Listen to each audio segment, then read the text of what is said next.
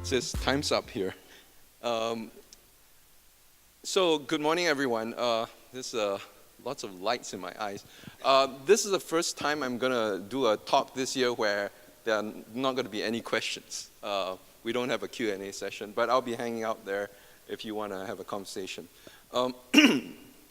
I just wanted to, I was thinking about what would be useful to tell a crowd here who are interested in entrepreneurship and creating new startups, etc. I want to give you a sense of sort of our role in the really big picture of where the world is going. And I'll get to the conclusion first, right? What I'm going to show you is how almost all the value on the planet being created today is by entrepreneurs, right? That's a very bold claim, right? Is it tech, or is it business disruption models, or is it something else that creates value, right? I'm going to show you how it all leads to entrepreneurs. It's a big idea. If you look at deep tech first, let's take a look at deep tech because we've been talking about deep tech till our faces are blue. What's the big deal with deep tech? Does deep tech create value? Right? Some of these companies listed here are actually worth, $5-10 billion each, right? So, but the difference is deep tech companies create value by creating new technology. They don't really disrupt business models, except sometimes the tech is strong enough that business models are disrupted, right? For example, SpaceX, right? Launching satellites and stuff like that. Or Rotimatic for that matter. But the question is, in the long term, does that focus in just pure deep tech create deep value? Right? I was in the early wave of AI companies. Most of them are gone now, right? Billions of dollars invested, or at least hundreds of millions of dollars invested. They created companies. They're gone. They were focused on AI, very deep tech. Med tech, right? It's a sample of, this number is a sample of 3 years of startups. The IRR is 1%, right? Would you invest in a 1% IRR? Most of us won't. Clean tech, 1.6% IRR. So very not so interesting returns from these companies. When I was an engineer in the Valley, what we thought of ourselves in the Valley is actually very simple. We create tech. Other companies bought from us, took the tech, and created value to the consumer, right? So we were like component suppliers, part suppliers. But I think in the mid-90s, something started happening that was very, very different. The tech guys started going, why do I create tech for other people to create value? Why don't I just create value for the consumers directly? And you started to see a whole bunch of companies, starting with eBay, Amazon. These are pretty early companies in tech, consumer tech. And they started creating lots and lots of value. Now, if you step back and you go, okay, they are tech companies, isn't it deep tech?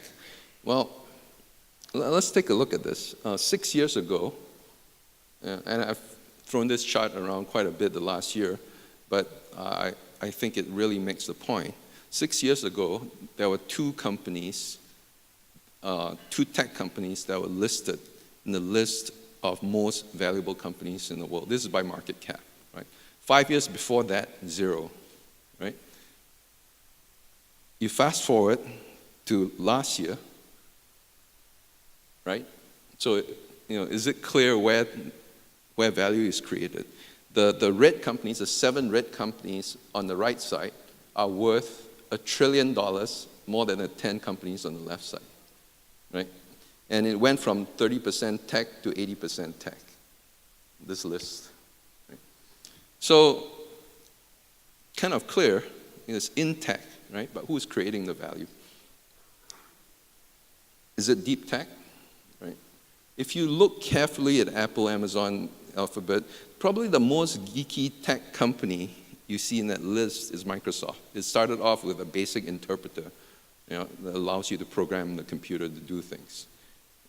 Apple was like a motherboard with chips that you can plug in and solder in and build your computer. It's a kit. It's not very high tech at that point, even at that point. Amazon's e-commerce, right? How high tech is that? Google, okay, it has search, but the interesting thing, other people had search. The interesting thing was the monetization model, right? The overture monetization model. Microsoft, as I said, had basics. Facebook, social network using PHP. This is not deep tech, right? Tencent, games. Okay, maybe that's deep tech, I don't know. Alibaba, e-commerce, right? These companies did not make their mark on the planet by going deep tech. They are the deepest deep tech companies now you're going to find, right? AI, Google, almost synonymous, right? So what's going on here is there is value creation, very clear there's value creation, but it didn't start with deep tech, right? Then sometime this year, I was talking to some friends and we realized something about this list that's very, very interesting. There's something that 8 of these companies have in common, besides being worth a lot of money. Think about what that is. I'll tell you in a second.